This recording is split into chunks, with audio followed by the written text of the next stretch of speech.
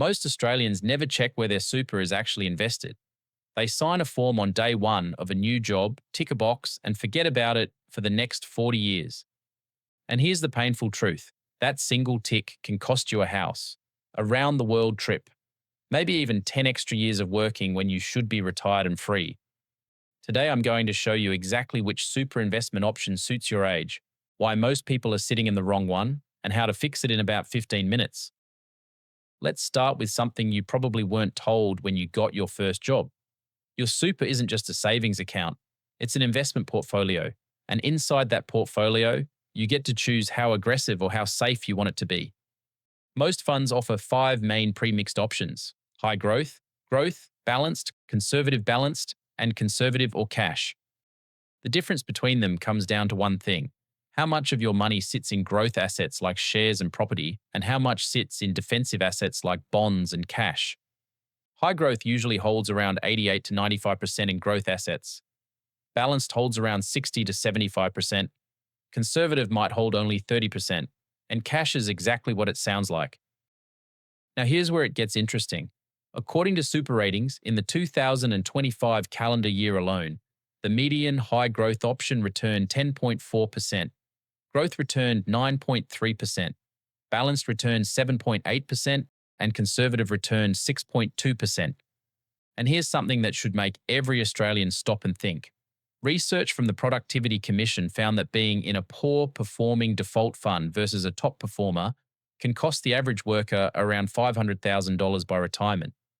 $500,000 gone. Not because they made a bad investment decision, but because they never made one at all. So let's go decade by decade and figure out where you should actually be. But first, a quick one. If you've been watching for a while and want to support the channel, you can now become a member. Here's what you get: a members only badge next to your name in every comment, so I know you're part of the crew. Custom emojis you can use anywhere on YouTube. And priority replies. When I see that badge, your comment goes to the top of my list. Every week I'll post the upcoming content schedule exclusively for members, so you'll always know what's coming before anyone else. You can suggest video ideas directly in those posts, and I genuinely use them. Most importantly, your membership helps me keep making free finance education for everyday Australians. The more support the channel gets, the more videos I can put out. Hit the join button below or check the pinned comment. Alright, starting with the youngest. If you're in your 20s, you have the single greatest advantage in investing on your side: time. You have 40 plus years before you can touch this money, which means short-term crashes don't matter. In fact, they help you, because your employer keeps buying units while prices are low.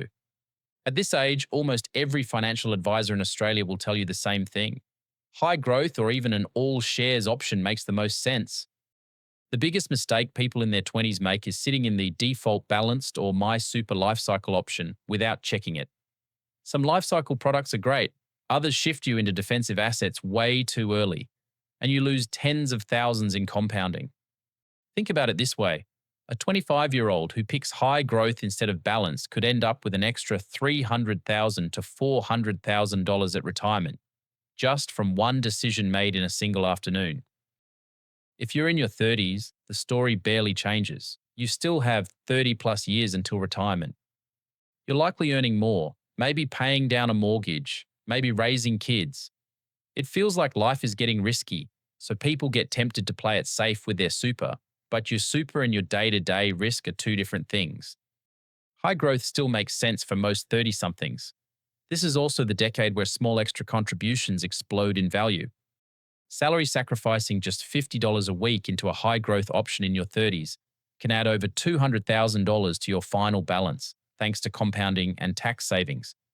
The concessional contributions cap for 2025 to 26 is $30,000 per year, including what your employer pays. And from the 1st of July 2026, that cap rises to $32,500 thanks to indexation. Use as much of it as you sensibly can. Remember, every dollar you salary sacrifice is taxed at just 15% inside super, instead of your marginal rate, which could be 30%, 37%, or even 45%. That tax saving alone can be worth thousands every single year.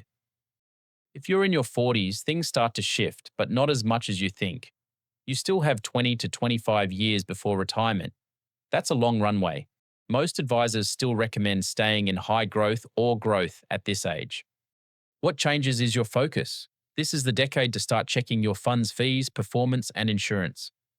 Because a fund charging 1.2% per year versus 0.6% might not sound like much. But over 25 years, that fee gap can eat six figures from your retirement. The 40s are also when you should think about consolidating multiple super accounts. The ATO holds billions of dollars in lost or unclaimed super. Make sure none of it is yours. Jump on MyGov, link the ATO, and check in less than 5 minutes. You might be sitting on thousands you forgot about from an old casual job back in your uni days. If you're in your 50s, this is the decade where strategy really matters. You probably have 10 to 17 years before you can access your super. Many people get nervous here and switch everything to conservative. That's usually a mistake. Remember, even at 60, you might live another 30 years. Your super still needs to grow. Most planners suggest a growth or balanced option in your 50s, gradually reducing risk as you get closer to retirement. The 50s are also when the catch-up contribution rules become powerful.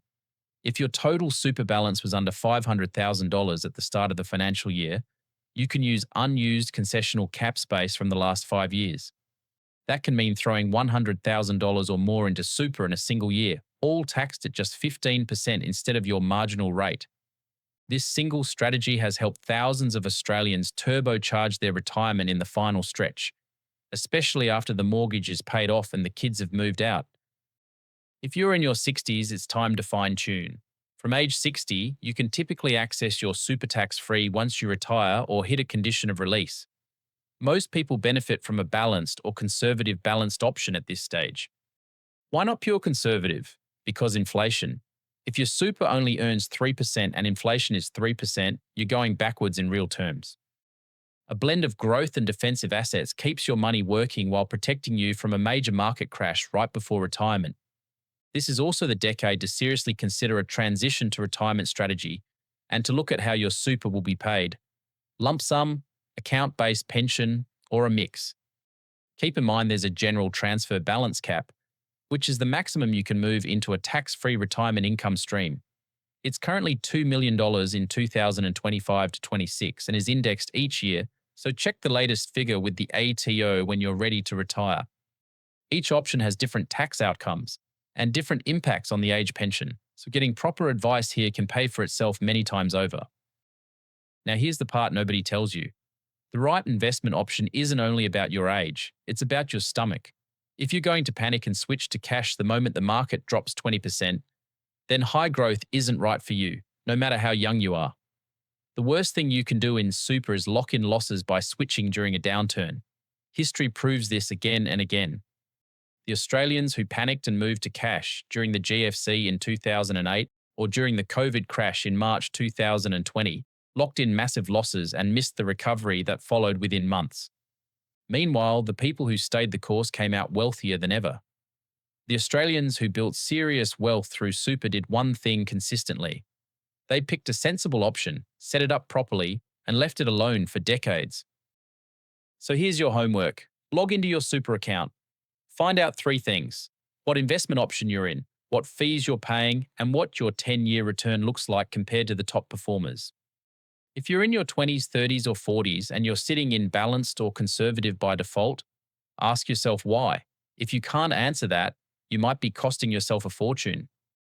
If this video helped you see your super in a new light, hit that subscribe button and turn on notifications so you never miss an episode. Thanks for watching. I'm Luke, and I'll see you in the next one.